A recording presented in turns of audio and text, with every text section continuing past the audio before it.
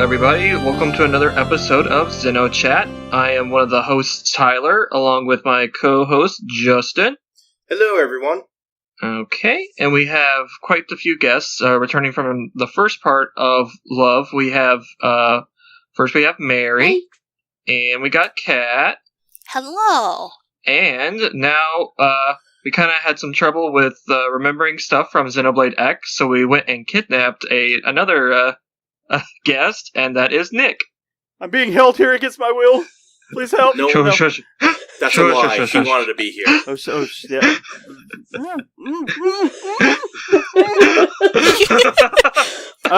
Okay. Wait, Xenoblade X? Yeah, I think I can talk about that a little bit. And 2, for that matter.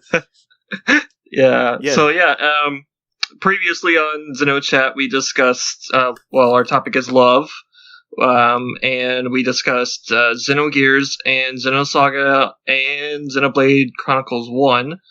So now we're going to continue where we left off and continue with X. But before we get into that, we just have a little bit of our usual stuff. First, for news, there hasn't been too much news since our last recording, but there was an interview. Sorry. Oh, no, you're fine. I was just going to mention the interview with Harada and Takahashi that Lugal Banda translated. Mm-hmm. That was the main thing that happened. It kind of went over just kind of how Monolith Soft has developed and changed over the years. And kind of went over what happened with Xenosaga Episode 2. Yeah, E3 just happened. There's definitely no news coming out of that, so... Surprisingly. I think... Though, there was that one nasty rumor that was floating around about Xenogears coming to Switch, and then that one person had, that screenshot. Yeah. Mm-hmm. Yeah, that was disappointing. Yeah, but Square, they did say that they are going to try to bring most of their library to digital. Yeah. So, I guess that kind of implies something maybe coming in the future. I don't know. They had... from what I had heard, that actually expressed that they wanted to bring everything. That's what I'm saying. Point. It's like, if everything is coming, I guess that's some sort of confirmation or maybe implication that they're at the very least thinking about it. I won't believe it's until I'm downloading it. Yeah, basically. That's how skeptical I am now. I won't believe it until... I'm sorry. So I was going to say, it's not like get your hopes up, but they're thinking about it. I guess that's the way to put it. Yeah.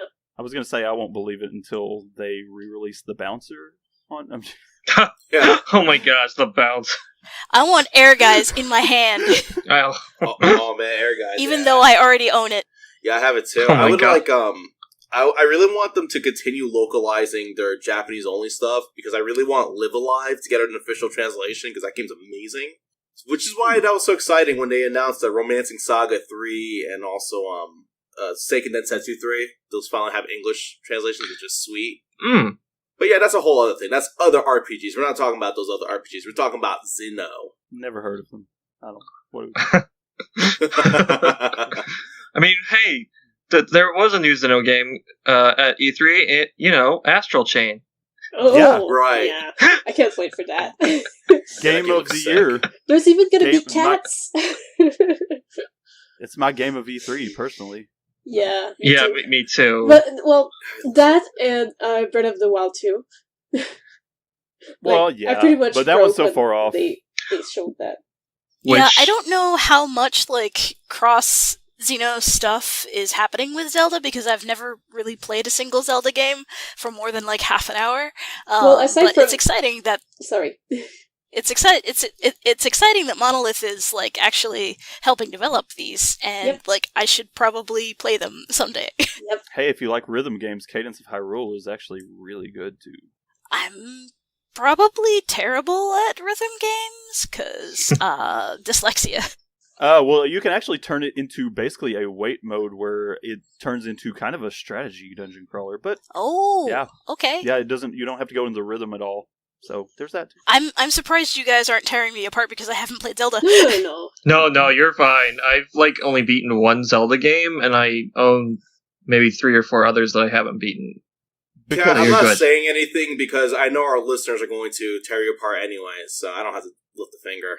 Well, yeah, and tearing people apart is totally how you get someone into a franchise, of course. Yeah. You gotta argue your point, otherwise they won't ever understand. Yeah. Exactly. I wouldn't do that. It's not cool to do that. So back to the Zelda saga. Zelda saga. Anyway. Yeah, okay. I think that was all the other Xeno news I could think of, unless there's anything else that slipped by. No, I don't think so. No. I don't remember anything. I vote nay as well. Alright. Alright, then next up, Nick, would you like to go into your history with the Xeno series and how you got into the franchise? Okay, so it's really not super weird, but in a way, I guess it kind of is. I don't know. It's mostly just I started with the first Xenoblade. I remember whenever I was younger and barely had access to the internet because it was terrible out here, and just because we had this thing called dial-up whenever I was a kid. Oh, I relate. And gaming sites, if they were there, I didn't know about them. I just knew about Nintendo Power, and there was this cool-looking game. It was set on these gods coming out on a Nintendo console, and that's all I had owned for the longest time. And I was like, oh my god, that is so epic. And so I knew I had to get it whenever it eventually came out, and I didn't get it right away because I was actually kind of poor, and at the time I was just kind of getting into RPGs. I grew up with a lot of platformers and Zelda and things like that. And so I didn't know much about that type of game in the first place. I never even had a Super Nintendo. I always played one at my relatives' houses. So I had an NES, and I didn't have any RPGs on it. So I got into RPGs a bit later anyway. But I really loved it whenever I finally did start getting into them, especially with Xenoblade Chronicles 1. And from there, I kind of went, when X came out, whenever I saw the promotional materials for that, the aesthetic just blew me away in the first place. It was something I knew that I would really, really want even more.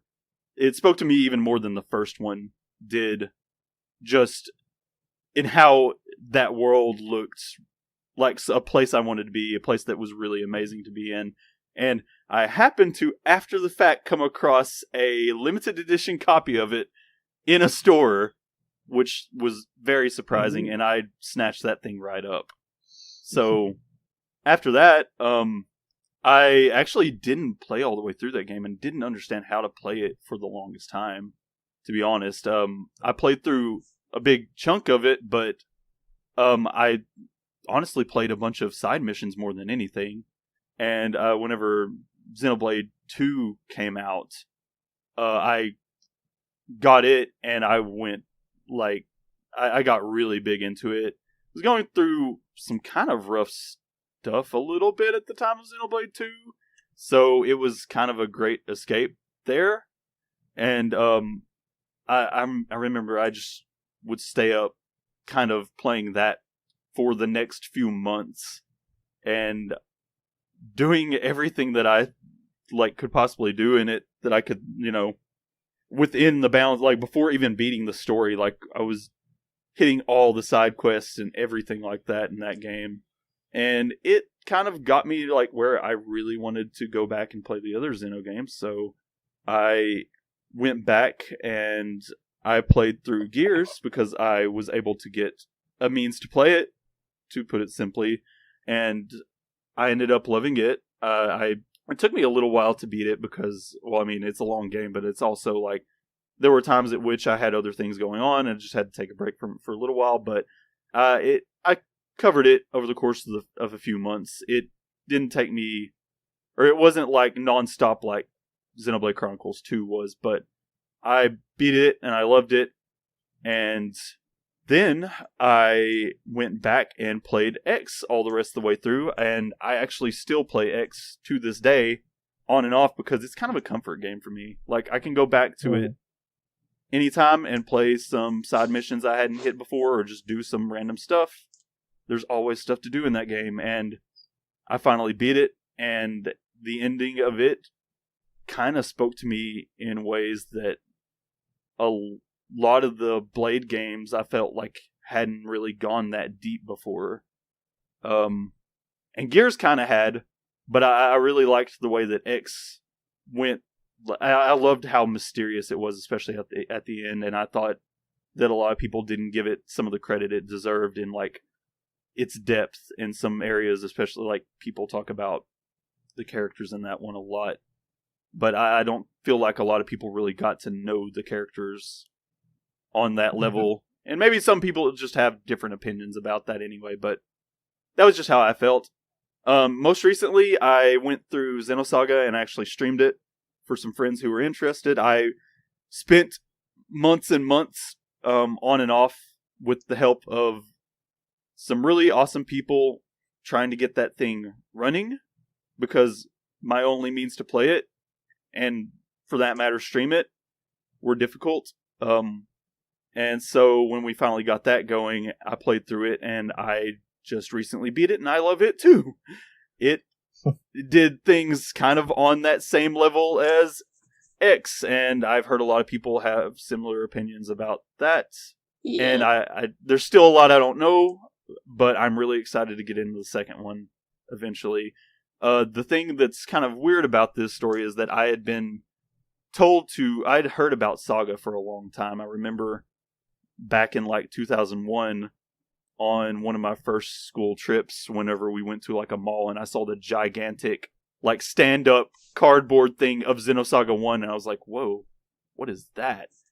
And then I never saw it again until like years and years later, and I had a roommate for a while whenever I was in college who was obsessed with Xenosaga, but it was like I didn't have a means to play it at the time, and it was also kind of hard to deal with that particular roommate sometimes, so it was not always the easiest to take some of the suggestions to heart. But I like, whenever I saw video footage of it, whenever they showed me that, I was like, okay, yeah, someday I do need to play this series. That looks amazing.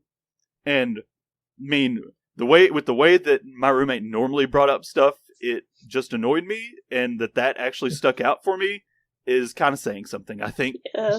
There's also the fact that I often talk to you about it a bit too much, but yeah. Well, yeah, whenever I started hanging out with Maria here a lot, like she brought it up a lot, so I ended up like, yeah, I knew I kind of needed to play it back then, but I definitely need to play this series all the way through now. Yep. Because I could tell it was something big. And actually, I wasn't going to go like too big in it, but like at the time when we were playing Xenoblade Chronicles 2, Mary was also playing it, and she was going through hard times, and we were both kind of having some issues with a mutual friend. Don't think I'll go a whole lot further into it than that, but it was not a great time. So that was kind of like the antidote to that. Yeah, it was. We were just playing that game that was super, like, mild and cool to play, and was helping with the mood. And it's really awesome to play a single player game like that, especially with another person, because it's so much fun to like compare notes on the fly like that. And especially when you're in a place where things are tough otherwise, I think, it helps. Yeah, it's kind of fascinating how I've noticed a bunch of us have kind of similar stories with multiple different Xeno games where it's helped us out through tough times, and that's kind of really saying something about the overall arching series in general. Yeah, it's definitely art that comforts the disturbed. 100%. Especially if you find characters that you relate to. Like I've mentioned before, like Xenoblade 1 came out at a time where I was going through a lot of struggles and stress. And I remember I got the game. I got it when it came out, and then I spent a lot of time alone playing it, and just doing that kind of just put me in my own little zone, and it helped me get through a lot. Xenoblade 2 is definitely a great game for, like, being, like, it's an uplifting presence, I feel. Like, the characters are really good for, like, putting you in a good place, and I've had a lot of struggles in the past, actually, with feeling confident in myself, and loving a character like Zeke, for one, like, really helps give me a guideline for, like, yeah, that guy's an idiot, and I want to be him. He's great. Zeke is wonderful. Yeah, he is. Yes. And he's not really an idiot either. Like, he's actually, he shows some really, I feel like, especially towards the end of that game, he shows some really good emotional intelligence, especially. And I really respect that. But the other Xeno games, and to some extent the Xenoblade games, but I feel like some of the older ones really get into some of the nitty-gritty philosophical stuff that I really like too. So that those, like, I ate those up. Yep. Those were a snack. As in SNACC? Yeah, they were a snack. All right. So I think at this point we're probably going to move back to our main topic. Yep. Which is love. Speaking of snacks. All right, and yeah, so we'll go back into our. I'm sorry. No, you're fine. You're fine. So yeah, we'll go into Xenoblade X or Cross, whichever you prefer.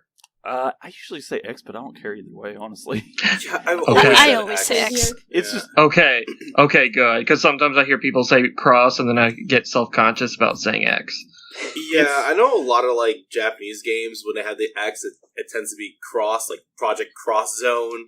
Yeah, which is weird, because I usually call that Project Cross Zone, which is, I don't know why my brain works like that. Yeah, it's weird, because, I mean, there's a lot of other games that have X's in the title, like Mega Man X or Metal Slug X, so I guess, like, when I see Xenoblade Cross, my mind just defaults to saying Xenoblade X. Yeah, I just default to X also, especially because it hits that edgy, like, circa early 2000 era vibe with some of its stuff a little bit, so Xenoblade Extreme kind of thing, or something going on here.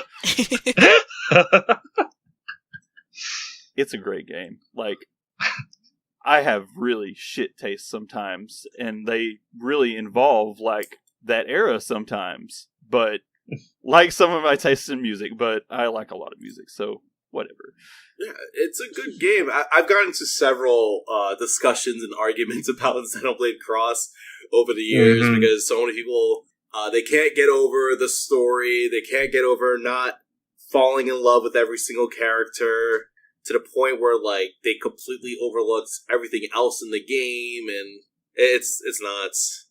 I won't bring up the end because of spoilers too much, but I will say that I think that there's something about some of the questions it asks at the end that are better unanswered, better left to the imagination. That's actually one of the things I enjoy about it, because it just kind of poses, and it implies enough too, I feel like, anyway, but I like that it just leaves that certain questions open. It's so funny that you say that, because you're literally the first person I've ever heard say that about Xenoblade Cross's ending.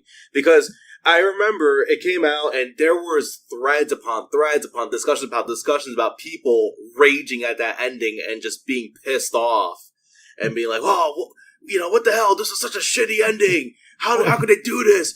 How could they end a series like this?" And oh man. But so it's funny to hear this. It's obviously they're coming back to it. How, like, yeah. If it had finished off, though, too, and just answered all that, I don't know that it'd be the same kind of discussion piece that it is at the same time. Like, I feel like that's interesting. And no, I'm not saying game developers pad your games by making a mystery that's unsolvable in the game, but, like, that was enough of one that's, like, lent into something, like, on a more philosophical level, I feel. That's just an interesting question to ask in general. Like thematically, not the exact question, it poses, but like on a thematic level, I felt kind of that way about it. I don't know if I'm alone there, but yeah, that was one of the things I liked, because honestly, up to that point, the story was like, well, this is kind of straightforward, it wasn't like it was unoriginal, because I really liked a lot of the themes involved in that. There is a very big theme in X of acceptance and togetherness and just surviving on a planet you know nothing about that does really, really weird stuff. And involved in that is like a lot of lovey-dovey things like we should be discussing on this podcast. So oh, that's a great segue. So yes. What's the first character pair we can look at? I don't know where that list is. I had it open, and now I don't. You're fine. It's in the... Okay, here we go. Okay, I have it up. Okay. So, Elma and the main character. I know some of you say that Elma is the main character, but no, we're not going to call her the main character. So, it's going to be Elma and whoever you create. Mr. Silent. Cross. Mr. Silent Protagonist. Yeah. Cross to some. Yes. And I think this is the first of the Xeno series that has a make your own protagonist, and I think I remember it getting a lot of criticism because it was like, they're trying to be Skyrim, they're trying to be Fallout, this isn't a real Xeno game, blah, blah, blah. But also I think it helped a lot of people sort of discover stuff about themselves by playing this game. As a lover of previous JRPGs, with a reason to represent themselves in things. So I know a lot of people really loved Elma, and some of them played the Elma and the main character as lovers for themselves. Sometimes, when you try to talk about that to other people, it's not super popular, because once if you shipping 2 canon characters usually explodes, and you get a whole lot of fandom. Oh yeah, you can anger some people just by shipping characters, of course. Mm-hmm. Yeah. But with this personal avatar, it becomes a lot more personal. So yeah. And you're right, and I know it's kind of a touchy topic, because there's people who like to portray themselves in video games, and then there's a lot of people out there who look down on that, and they're like, oh, you're just trying to self-insert because, you just fantasize about these characters.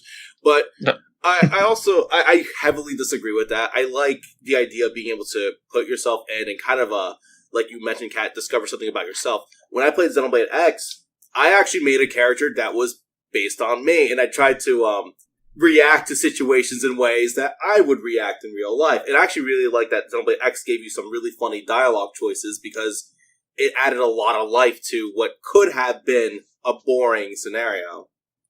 Yeah, definitely. I have problems with my own self-worth, so sort of being forced into, I have to represent myself was an odd fit at first, but, it sort of got me thinking, if I existed in this thing, and I allow myself to exist, this is okay. I was going to say, though, I personally love character creators, for one thing. Me too. They are amazing, and I will go in a game sometimes just to, if a game has a good character creator, there are some afternoons I will, come in from work, and I'll just be, tired, and I will sit down, and I will create a character, and that was all I will do with it. You and I are the same person, because I did the exact same thing. When Soul Calibur 6 came out last year, I straight up bought it full price, day one, $60. I have not played any of the story mode. I barely played the arcade mode. I've only played character creator, and I spent well over 30 hours just on that. I don't even play the game. I just make characters and post them on Twitter. I wish I had it. I'm a bit the same, because whenever any games, if there's creation of character, I'm just gonna go there and pretty much lose a few hours just trying to create my character and keep changing feature until I get satisfied. But in X, I remember I actually had done I was roleplaying at the time. I pretty much had done like a original character from a roleplay. But I think if I was to redo a game, I'd try to look at the options and try to remake, I don't know, Chaos or something, since I know his outfit is kind of in the game. So you had your character in him. Also, no one is surprised, but I made a pretty good Ramses as my avatar in X. Yep. It is. Yes. Also, on a weird side note, when they were showing Cross in like the promo for Xenoblade X, am I the only one that felt like he looked really similar to the old Nintendo Power mascot, Nestor? My first reaction was that the main character looked a lot like Shulkish at the end of the trailer. Yeah. Well, that was in that first trailer where they showed that one blonde character. But I'm talking about like the redhead guy. Oh. Like, he looked really similar to the very old Nintendo Power mascot, and I always wondered if that was like intentional, but I don't know. Maybe just a weird little side note. I'm probably alone in it, but yeah. By that time, by that time, Nestor had not been in Nintendo Power in years, and it wasn't very often that they actually brought him up. I didn't play a lot of the old Nintendo games because the fact that I started being a gamer more around PS1, because before that I did not really own Nintendo console so much. So that's why I thought it was kind of a weird thing, because Nestor had long since been retired from Nintendo Power by the time X came out. So when I saw that, I guess maybe that was my headcanon that they brought Nestor back and put him in Xenoblade X. That's the place to put him. Of course. I could see him art style based being more in like Professor Layton maybe or something, but I'm old enough to remember old Nestor, and I hadn't thought about that until you suggested it just now. I don't see why they didn't put Captain N, the Game Master, in there as the main character. Is my thing. No idea. Too obscure. I guess. That would be cool if he was in there. Someone knows. No, I used to watch clips of that, and I love how all the characters look weird. Like Mega Man looks really weird in that. It's good. Yeah, he does. Pit. I heard it. Pit in that show. Yeah, never like for my character. I make anybody really. I like to switch. I actually do a lot of roleplay stuff, like like Pathfinder stuff and such sometimes. So I like to switch out. Like sometimes I'll make I usually switch off if I feel like making a say male or female character or what. But in Xenoblade X, I decided to represent myself, so I made a female character with purple skin and pink and silver hair, which is totally not me. That looks exactly like you.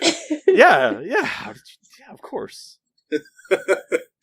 But I had fun with it. I especially had fun whenever there's a side quest that's actually kind of difficult to find later in X, because it just kind of pops up at random only if you've done certain other quests that let you unlock the character creator again, and it's just a machine. It's like, well, you're I guess we can spoil it. I mean, you're a mim, so you're a robot body, so we can just modify you however.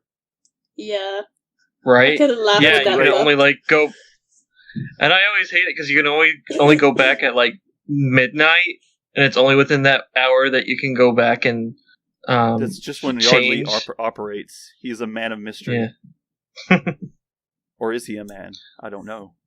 But yeah, I mean, I guess we can get back on topic, like, because you mentioned the whole thing about who the characters are in New LA. And that goes into, I guess, the next pairing, which would be Elma and Humanity, and her relationship with Humanity before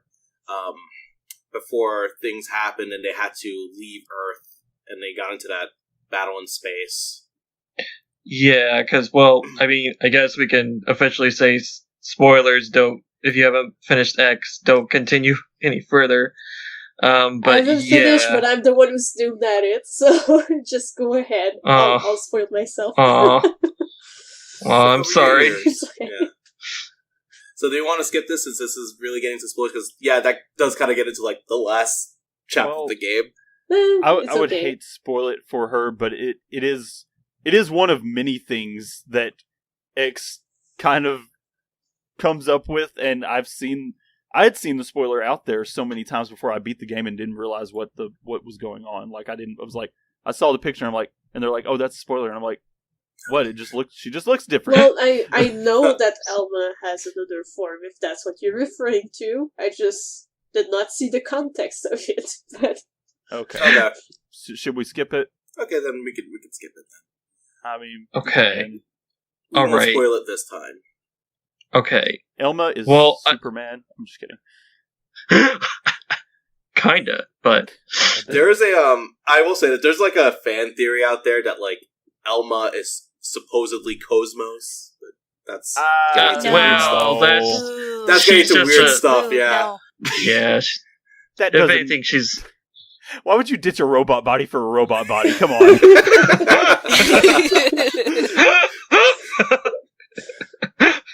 wow. Oh, man. There are better things to use Cosmos for. Yeah. I'm sorry, fans. Yeah. I just disproved your theory, I think. Well, I think wait, wasn't No, that just reminds me in the Xenoblade 2 art book for Cosmos RE, isn't she like version 6 or something like that? So maybe Elma, the white-haired one, is like version 5, and no, I'm trying to... No, this isn't working out. Never mind. Ignore me. I'm That's why in that one Infinity mission in Xenoblade Chronicles 2, Elma gets super jealous of Cosmos RE. That must be it. Oh, you guys didn't play that one? Are we gonna have another episode of Xenomyths? Is Elma actually Cosmos? Okay. Oh no. I didn't come up here to make them up. Sorry. Do we have to get Pure here to like clean things up? Pure, is this true? I just made this up. I love how we mention Pure at every episode now. Every episode, we have to at least mention him once. Well, he's the biggest Xeno fan on Earth, of course. Right? Yeah, he loves it so much. He listens to this episode. Alright, so yeah, then we could kind of go into this one, Elma and the Man from Japan. Because before she left Earth, while everyone left Earth, Elma had a relationship with this guy from Japan. It's really... I just kind of stumbled upon it a little bit. I mean, it's just... they were so vague about it. I can confirm they do mention this in the game. I'm almost dead certain I remember them mentioning something about him being from Japan in the game.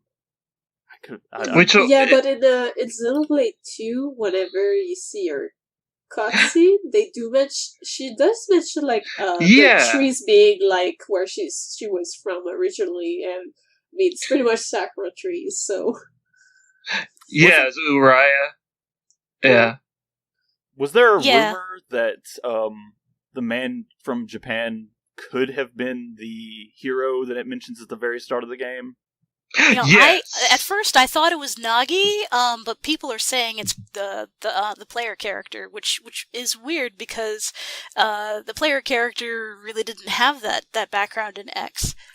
If it were the player character, it would have been like, well, it's his true like form is lost in this, like the mimeosome does not resemble him, and it's just okay. I don't know. I mean, I'm not saying I just don't know if that's. I don't see that being true with Elma not absolutely like figuring out who you are by the end of it. Kind of like you're still. I never saw a part where it was explained that you weren't like that you were someone that she figures out that she knew or anything. Maybe that's the case and it just doesn't go there in the game, but I'm not sure. Yeah, I don't remember enough. Yeah, I just thought it was super weird that they were like kind of vague about this guy that she had feelings for, and then he was involved with. Well, I think it sort of implied he was a part of the hero of that attack on the White Whale. Well, if you looked like the guy that used to be like her dude, or the girl even, I don't know. Like, I would have thought that when she found you in the pod at the start, she would have been like, oh, it's you, shit! Right. You know, like, oh, you're new, we'll help you out, don't worry. But yeah. Yeah, so it's a hard one to talk about because there's not much on it. Yeah, I will say this. I don't do a whole lot of Xenoblade X content, but when I do, I very lately ship Nagi and Elma. So when people were starting to say it's not Nagi, it's the player character, I kind of just sort of rolled my eyes and walked along. Did they? I might be wrong about this, but I thought somebody brought up something about Nagi like crashing the ship, and I was like, Nagi didn't crash the ship, they got hit by alien attack. Yeah, that doesn't seem like something he would do on purpose. No, he's pretty competent. Yeah. You can make him wear his underwear for that one mission where he just goes in and takes out all those guys at once. That'd be pretty epic. If you give a character Margulis's voice actor, I will like them. Oh, yeah, I guess that's the thing. Yeah, who's okay? You know what? I can ship Nagi with anyone in that game. You can just have all of them. Nagi is humanity, so Elma X humanity confirmed. Exactly. Okay. Yeah. Let's move on to the next one. Lin and Tatsu, right? All right. So yeah, Lin and Tatsu, which is definitely a friendship, even though she's always every chapter she has, every time she threatens to eat Tatsu. She's like, "Oh, I wonder what we'll be cooking today." Looks at Tatsu. I think it actually. On a lot of art that I saw of Lin and Tatsu, I got the same impression that I got with Melia and Ricky from Xenoblade 1. Oh, that was a love of food. I don't like. Honestly, I think it helps that. I think that it helps that. I think one of the things that was interesting is that if you think about it, Tatsu and Linley are actually like the same age. They both mention at one point in the game that I think Tatsu might be 1 year older, actually. He says that he's 14 at one point and Linley is 13. And so them kind of having almost like this sibling-like fighting kind of thing where he makes fun of her she makes fun of him and he gets like freaked out about it. And, it felt very much like that kind of thing. And they are about the same age, so it makes sense that it kind of helped. Tatsu's kind of annoying, but he's a teenager. Apparently, that's still a thing with. I'll do the pronunciation of Nopon because it's X, which is actually brought up in Xenoblade 2. By the way, they talk about. Oh wait, you guys pronounce it Nopon, not Nopon? That was interesting. Side note. Yeah, I remember that question. I actually love that they addressed that too. I did too. But the Lin and Tatsu thing. I actually I didn't care for those two characters a whole lot when I played Cross. Because the whole cooking gag, I know it's it's a popular opinion, but I actually am on that same bandwagon. I kind of got sick of it after the third time they did it. Because what is it it happens every single chapter? You pick a dish, and then you get a cutscene of it's very forced. Yeah, it's very forced, especially since it's literally every single chapter. Yeah. That they run with the same exact gag. And also, it doesn't help that after fights, almost it seemed like after every other fight, I would get the dialogue of "What's for dinner?" That whole thing with. Yeah, that was one of the weird story issues with Xenoblade X. I remember there was one chapter in particular that was ridiculous, where, I guess minor spoilers, but a large portion of New LA gets attacked. And then, literally, the next cutscene, everything is good. And, restored. It's just what happened here? See, the only thing about that is I actually do enjoy those characters, but I actually kind of hated them at first, too. But, maybe I got Stockholm Syndrome. I don't know. I like them both now. That's the thing. It's by themselves, they weren't too bad. It was just, I got sick of that gag. By the end of it, I liked the gag a little bit more because there's a side quest. I believe it was an Infinity mission where Tatsu thinks he's actually going Tatsu runs away because he thinks that he's actually going to be, like, legit, like, eaten this time. And so it's one of, I think it's one of Lin's affinity missions or something, but there's a cutscene, there is a, like, elaborate cutscene in that part where he has a dream, or, like, he imagines her, like, as this evil giant entity that's about to, like, cook him, and it's actually pretty hilarious how it's framed. Because it's like finally got to him. This huge black background, and, like, she's, like, evil looking, and, like, fingers up in evil position over this pot or something, like she's a witch. And that was actually pretty good. But other than that, the joke didn't do anything for me. It was a little bit cringe. Yeah, I think I mostly enjoyed them, like, on their own, kind of. Like, I kind of enjoyed Tatsu being, like, an opan, you know? And I kind of enjoyed the whole, because I often like these kind of characters that, like, are pretty much, like, oh, I love, like, machines and, like, engineer stuff, and I pretty much like that about Lin as well. I came to... Yeah, I think... Sorry. Lin reminds me a lot of Margie from Gears. Yeah. She does have a very similar kind of... a little bit. I came to appreciate them kind of memeing the scene, at least. Like, I got tired of the joke, but I liked that they... I kind of came to appreciate that they did the... every single time she did the finger up thing, is like, talking about Tatsu or whatever. Like, just something about that was kind of funny to me. But, yeah, that was definitely a relationship. And yeah, I just hurriedly added this, because I like how you compared Lin and Tatsu as, like, siblings. Would you consider Lin and Elma's relationship kind of similar, or how would you guys define their relationship? Elma's the big sister, I think. Yeah, it feels a lot like that. Yeah, either big sister or mother or parent. Yeah.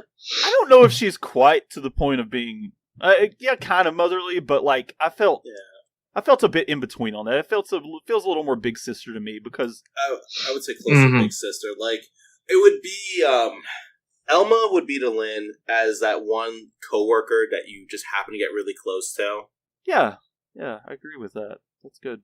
And yeah, that's kind of how I see those two. Yeah, I don't know. All right. How much more there is to say on their relationship than that? Like, it kind of falls really into that.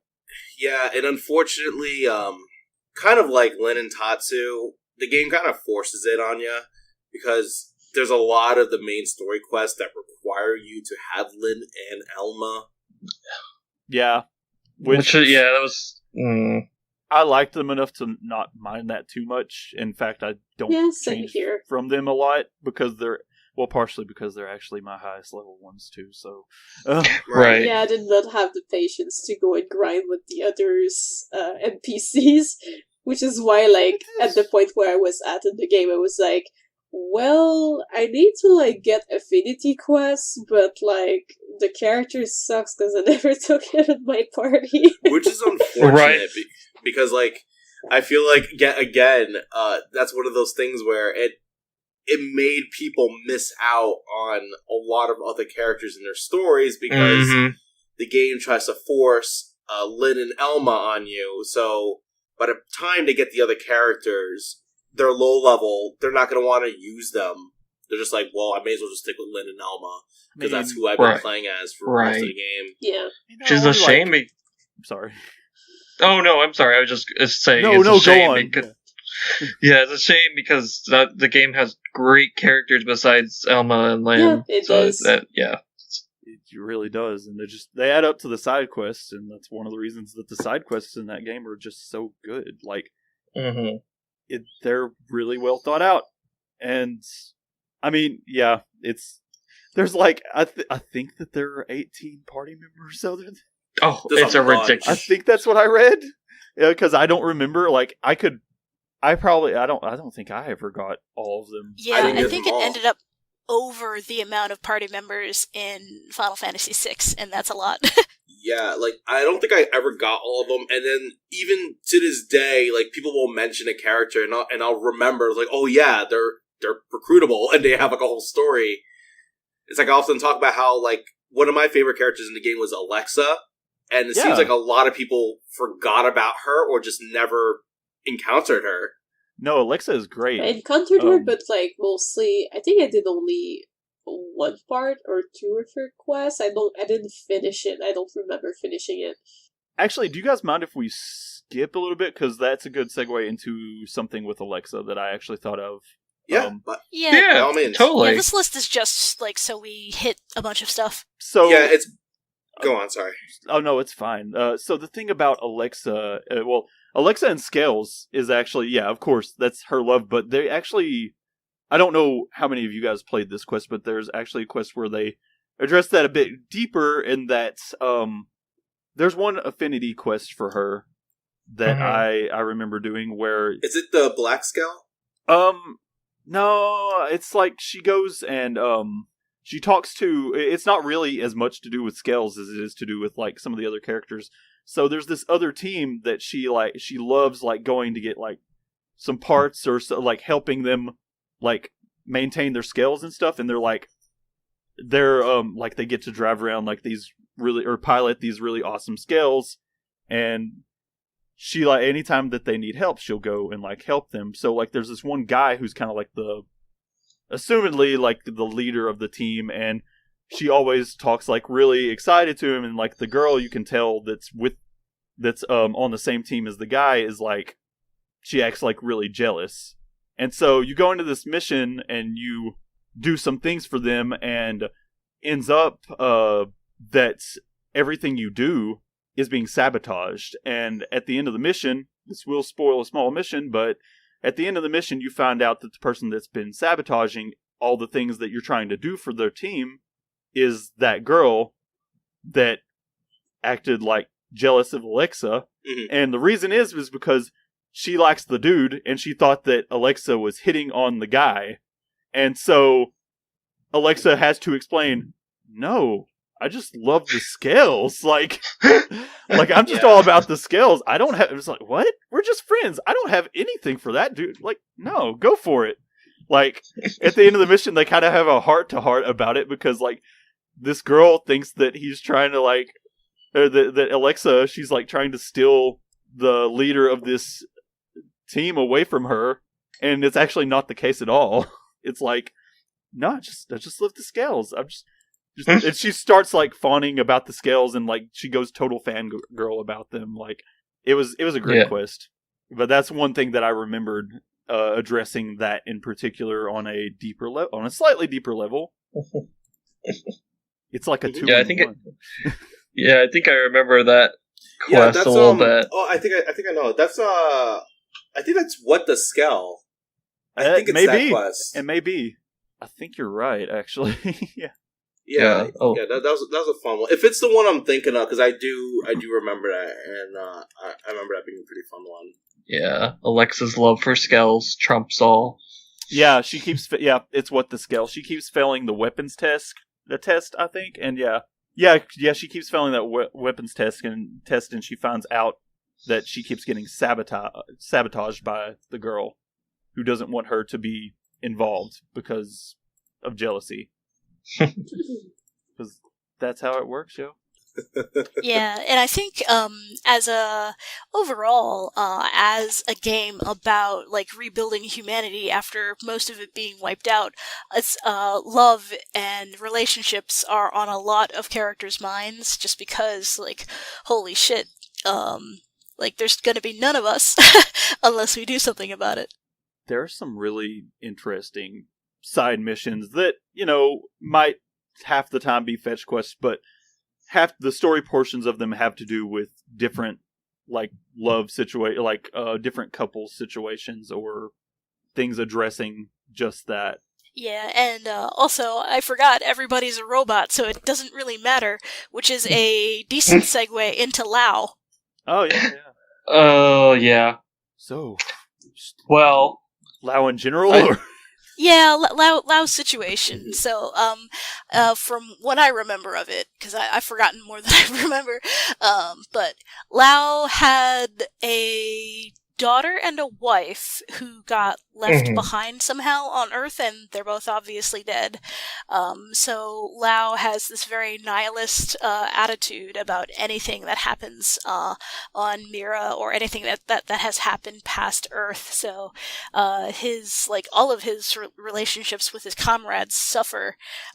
Even Doug and Lau, they.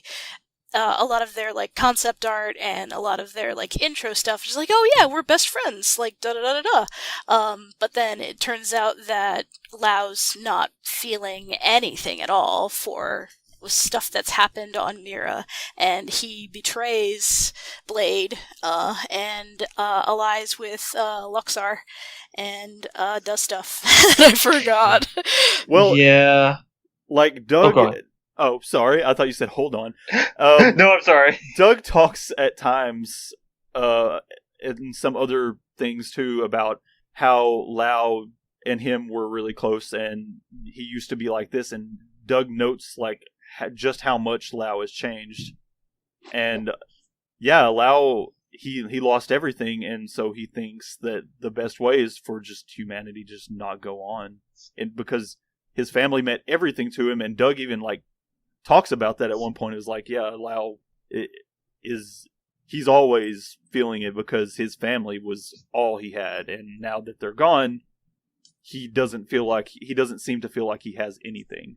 And we're trying to let him know that he does, but you just wonder if it's getting through to him, if he's really if he really accepts that, if he really understands and can come to terms with just can go on with the love of the people around him rather than linger on that all the time.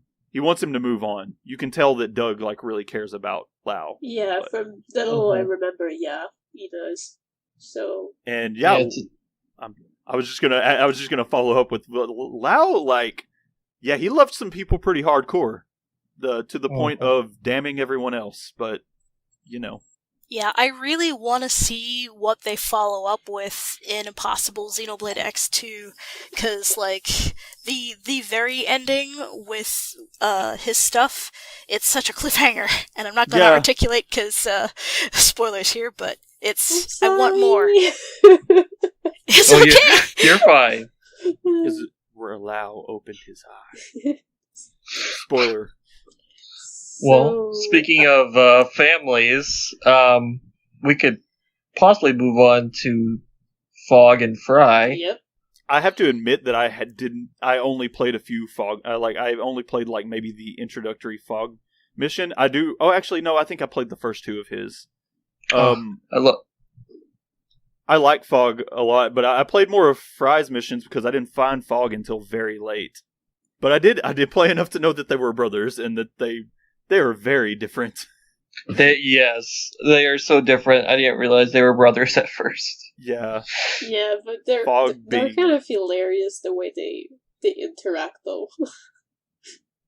Yeah, Fog is the more timid and cautious one, or Fry is kind of an alcoholic. He's the guy who says, "Bring out the kegger" at the end of battle. This guy is fun to have around anyway. Yeah. I think they had... Uh-huh. Oh, I was actually going to ask about this. I don't know if any of you guys know. Somebody told me that if you have Fry and Nagi in the party, Nagi follows up on his "bring out the kegger" sentiment in some way. Oh, I haven't tried that. No, I've never heard of this. Apparently he says something about, I would like, or I could go for a stiff drink or something. I don't remember what they said he said, but apparently he says something. That's what somebody told me anyway. I don't know if I can't confirm that. That sounds very Nagi. But that sounds, I'm I have to try that. That's hilarious. Buy you beer after this, Mr. Secretary? Beer? I was hoping we'd do shots. Indeed, that's so Fry and Nagi? I'm just kidding. Yeah, they sound like they'd be Yeah, good buddies. drinking So buddies. I guess if you want to find them late at night, they're probably in the bar getting drunk or something. Fry is always at the bar. Yeah, but Yeah. maybe like at some point some stuff happened with Nagi. Honestly, if they had Majora's masked the crap out of Xenoblade X, I would have totally been for that. Like they did to some extent, but like if they just went full force on that as much as possible, that would. I just wonder if Nagi, like, if he was drunk or something, if he would turn a bit like ridiculous or not. That'd be great. Would be hilarious. He'd probably just be just as coordinated. As Probably. on certain things, honestly. It's like, I want to see a buddy cop movie with Nagi and Fry now. Thanks. No, that sounds amazing. Yeah. Alright, so next we have Shion and Alan. Oh, I mean Arena and Gwen.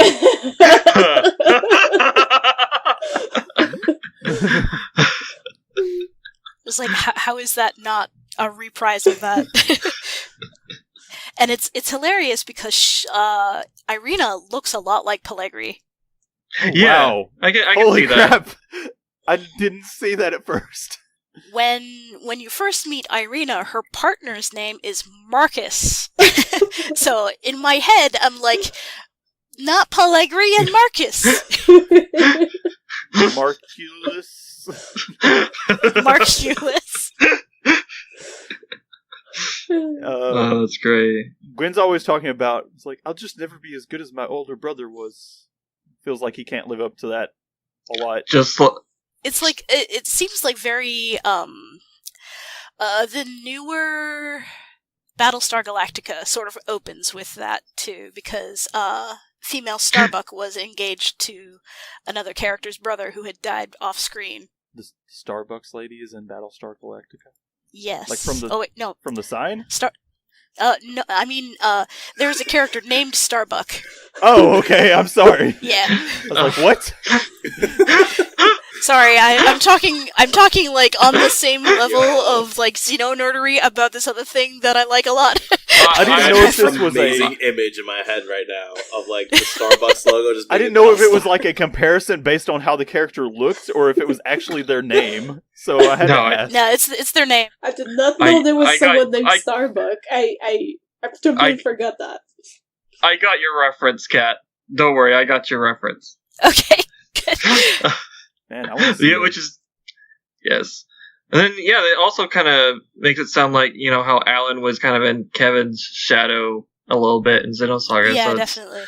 Definitely has another layer to that. If there's anything there, which I don't know yet, if there's anything there, a lot bit, but you know. Yeah, it seems like it's too early, because definitely Irina didn't seem like she ever reciprocated any feelings toward Gwen, or as far as I can remember. Or? I think not, actually. Oh, yeah? There's some later Affinity missions where she does hint at, like, she comes off very, like, militant, so it's kind of hard to see, but there are some later missions where I felt like they were definitely hinting at her liking Gwen back. And him just... Okay. I feel like she kind of, like, sees I think she even, like, has this sentiment at some point in one of the later missions, but she knows that he is capable of a lot more and just wants him to get there, kind of. Like, okay. Because he is so, like, he lacks so much confidence in himself, as you come to find, like, especially, like, in later missions, it touches upon it repeatedly, and, but, like, there is a part later where she kind of, hints at liking him back, I feel like. You could also look at it this way, because Irina, she's a leader for her team, right? So you could also see it as she's deliberately tough on Gwen because she wants Gwen to be better. Yeah.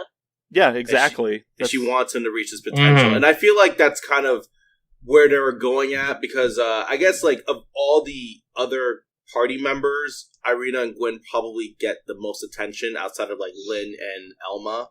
You do see them quite a bit, especially early on in the game. And I have a feeling that's kind of where they were going for, or at least it seemed like that to me. that she does care for Gwen, and that she's kind of cold to him because, one, she's a leader, she kind of has to be, and also because she wants to see Gwen at his fullest potential. Yeah, basically.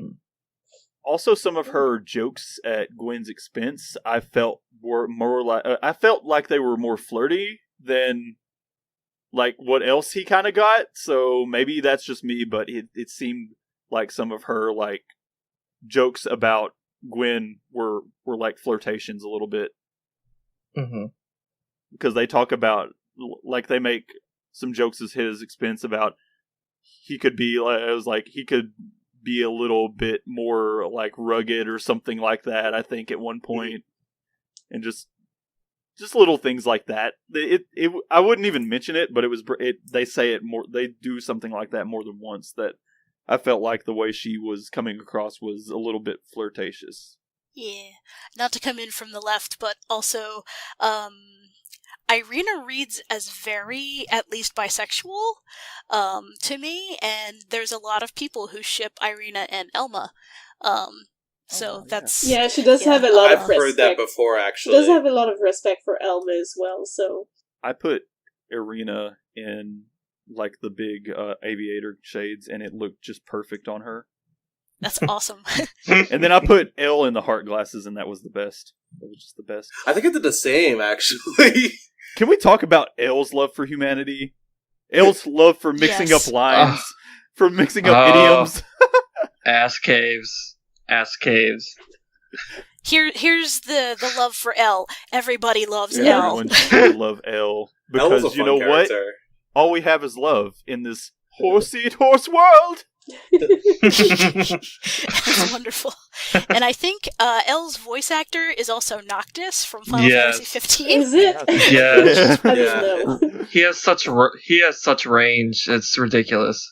But yeah, Elle's such a great character. Though I kind of wish they had given him more screen time.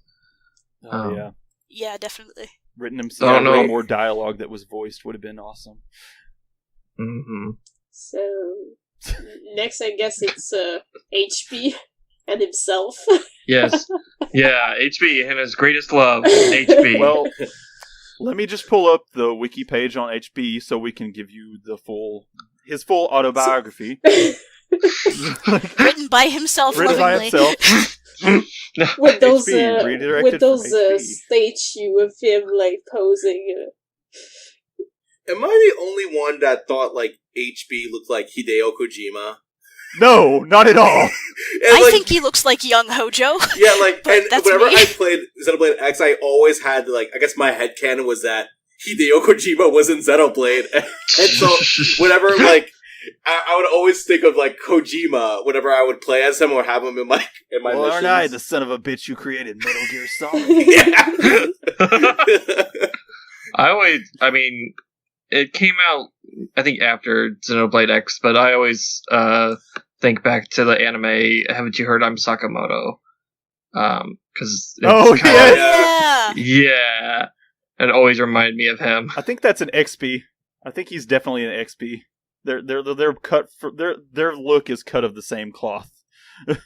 I don't know where the origin of that XP is, but the dark-haired dude with the glasses cut a certain length is definitely a thing I've seen a lot.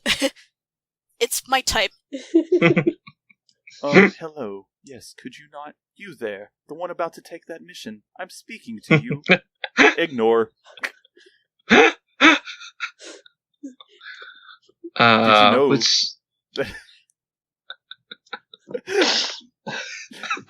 But yeah. Oh, apparently HB is an egotistical, narcissistic man. Didn't catch that. I would have never guessed.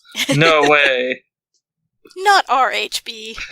But he's also a very interesting character. Like, I didn't get to play a lot with him, but yeah, I did. Like, the little that I saw, I was like, this character is full of crack, and I love it.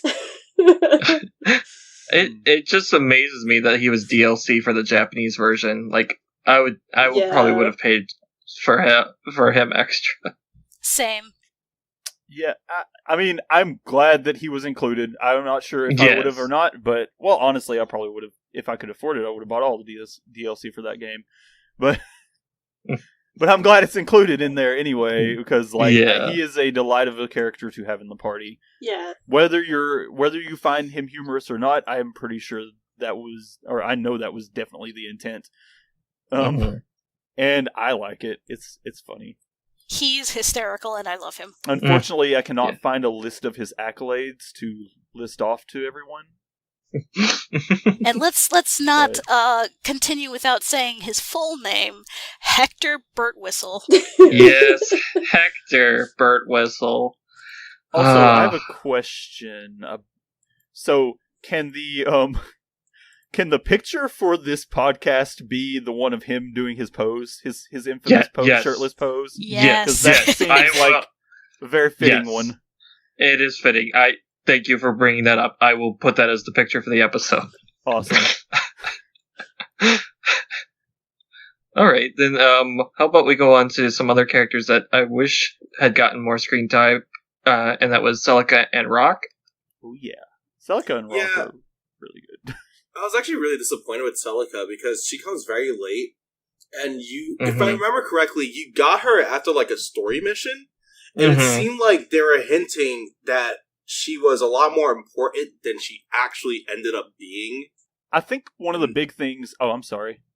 No, you can go on. I was just going to say, I think one of the big things is that she is... I don't remember if she was...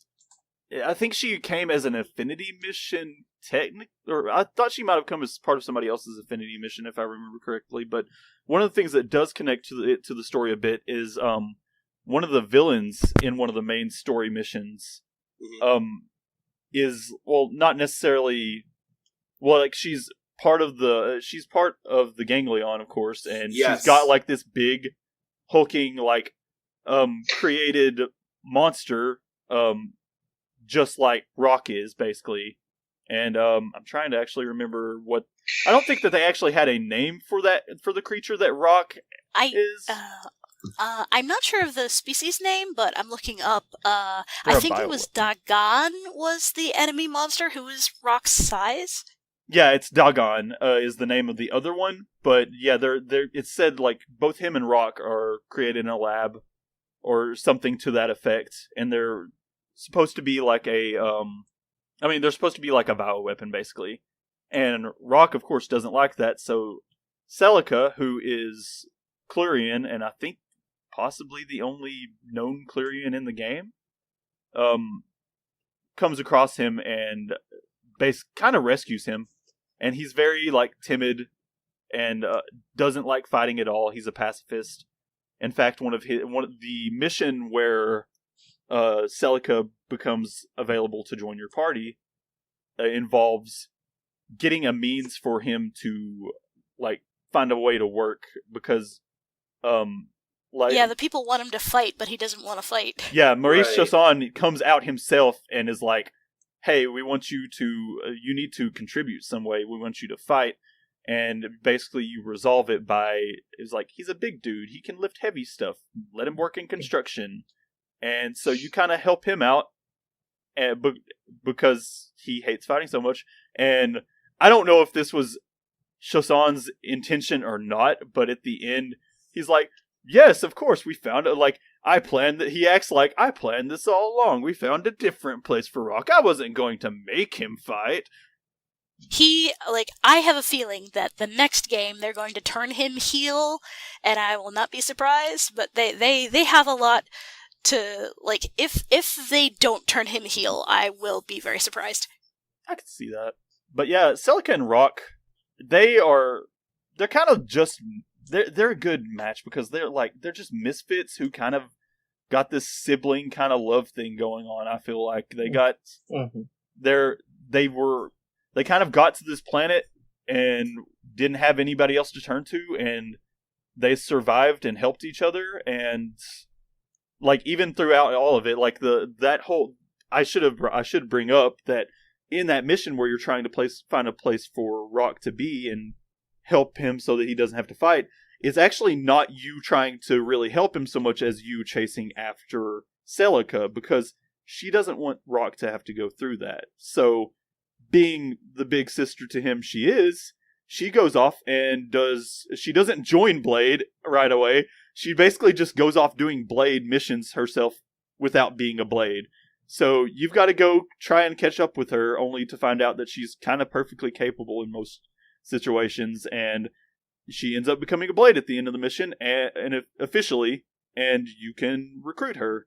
But, I mean, it goes to show, like, they survived together on that planet, and it goes to show that she's very capable of taking care of Rock as, like, I don't know, maybe in a motherly sense more for her, but it kind of also felt a bit more like a big sister kind of thing to me. Mm-hmm. There's still a lot of Celica's affinity missions that probably go deeper into that, but I'm not sure what they are, because she was one of, personally, my more recent additions, as far as, because I play the game on and off.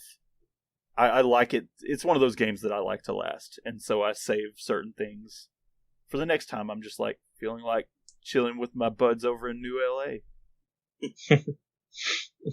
Yeah. Okay. Then we can move on to some other kind of siblings. Well, these are definitely siblings, and that's Lara Mara and Lara Nara. Which that's again best boys. Yeah. Again, I at first did not think they were siblings and thought they were the same character, and Nintendo of America just like goofed on the names in certain parts. I didn't realize until much later that they were two different characters.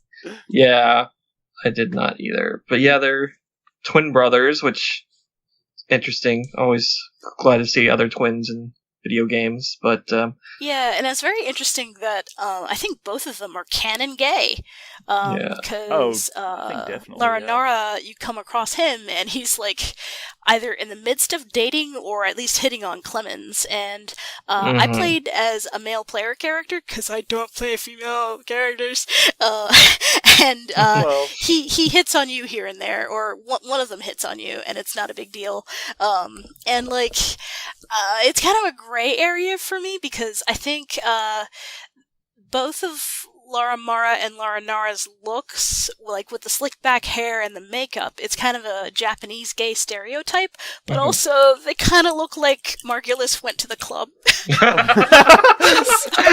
Oh, so that's why you like them. I was actually going to ask you about that, because I knew that was kind of a stereotype. It was like, I don't know how that really... that might be a little bit offensive, but I guess at least they're trying to play them straight. I've been trying to be careful, but like my self-insert fanfiction for Xenoblade X is my character and Lara Nara. I think that's the one I chose. When I say play them straight, I must clarify. I don't mean that. I mean play them like seriously. You know, like I'm not going.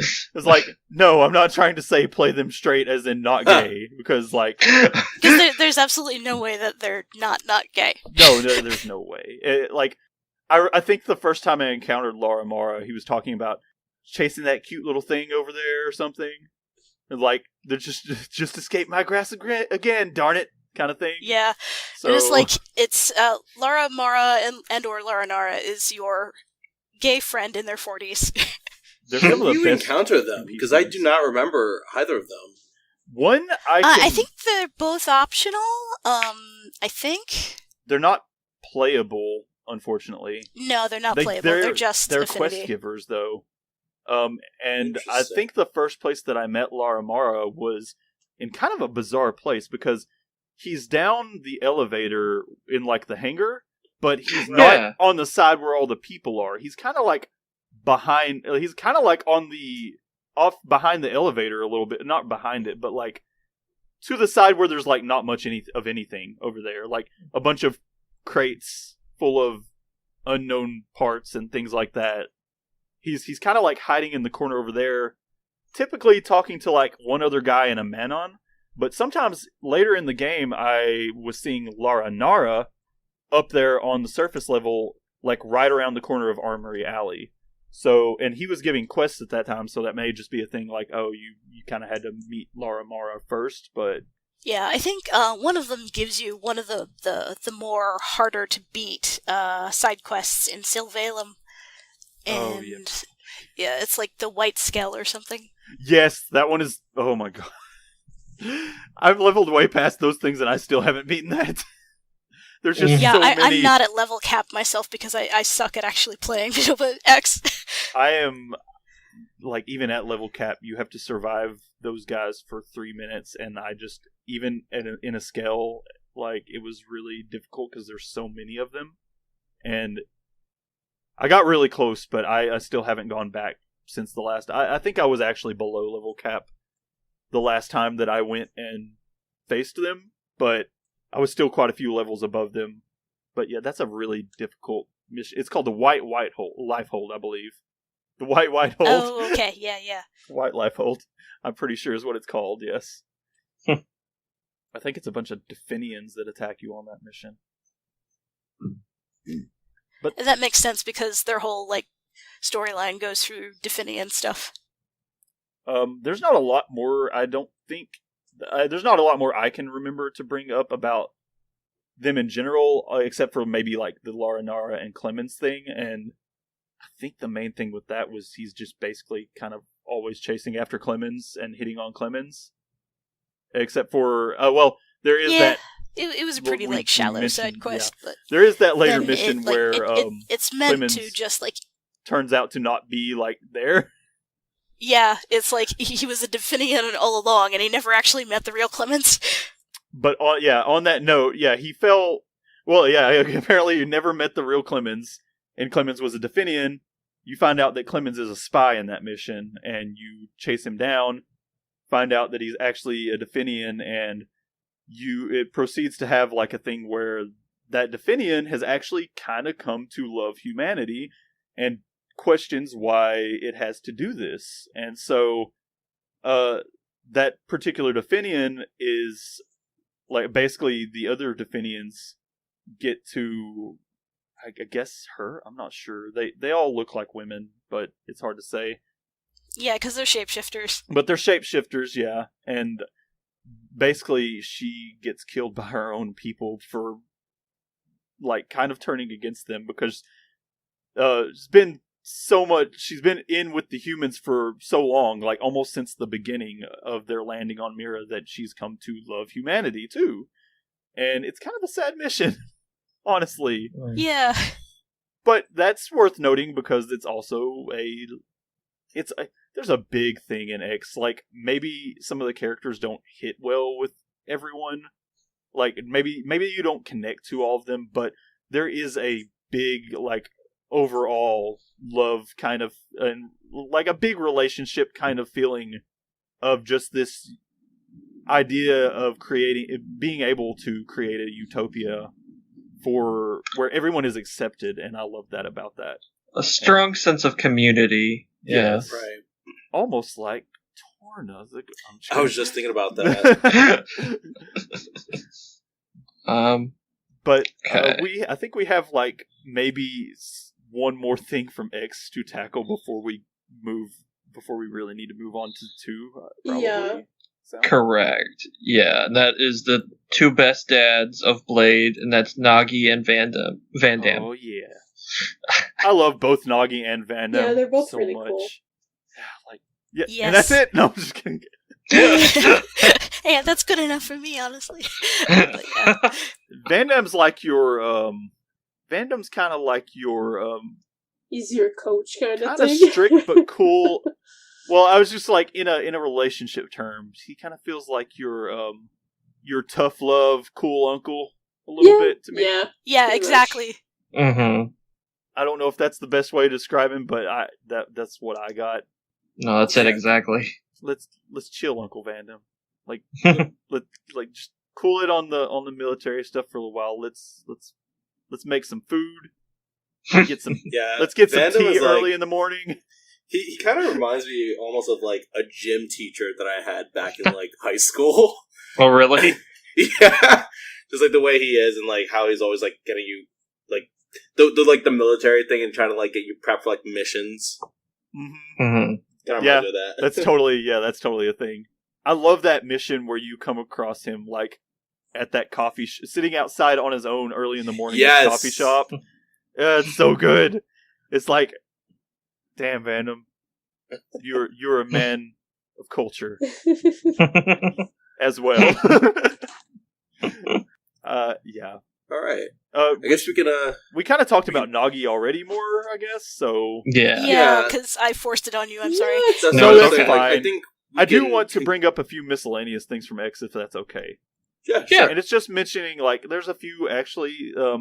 I came across quite a few little missions, side missions that weren't necessarily with characters that I can actually remember, but they involved love. Like, there's I remember there is one mission where you have to introduce a guy. This one Blade member is really nervous. There's this girl outside that store over there, and she's beautiful. I don't know how to talk to her. So basically, Lynn jumps right onto this. Like, she's really into this. She's like, "Oh, we're gonna hook you up." Like, so the mission is to, like, help them talk, and then later in the mission, like, you kind of go throughout their, like, you see a little bit of their relationship developing, and I think this might actually even be multiple missions, but there's another one where he's trying to find a unique rock so he can, like, give her a ring, and basically Tatsu happens to be the only one who knows where to find said rock because it's a Napon thing. And so you go out after that and you get it for him, and, you know, you help him out. And that's about it for that one. I think the only other one that I think I want to mention really fast, because I already mentioned most of the others, was there's one where a Blade member runs off with a prone woman, and who, like, their parents are, like, really disapproving of their relationship, and so you have to get them together. You have to help them, like, basically rendezvous on a rooftop so they can escape, kind of. It's a little bit Romeo and Juliet-ish. But that was another one that came to mind. I totally forgot about Hope. Oh. Yeah. Hope is essentially, well, if I know the Xeno series is not all interconnected, but if it was, Hope is definitely yet another reincarnation of Sophia from Xenogears, because holy shit, there's so many throwbacks. And honestly, I think Hope just loves humanity, probably as much as Elma does, but probably not within the same power capacity. I just Sadly, I didn't have many dealings with Hope at all. I remember that girl. I think I saw her only, like, once or twice, and I didn't really interact too much with her, so that's why I did not click at first. Yeah. Her side quest, I think, goes into, there's this, like, church that's trying to say, oh, we only love humans, and Hope kind of is like, what? No. We have to all get along. Yeah, basically. I love that mission's name. Hope Springs Eternal. I forgot about that. Yeah.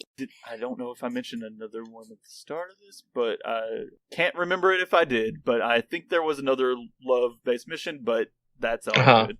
It's all good. I don't remember it right now, and I can't find it, so we can probably...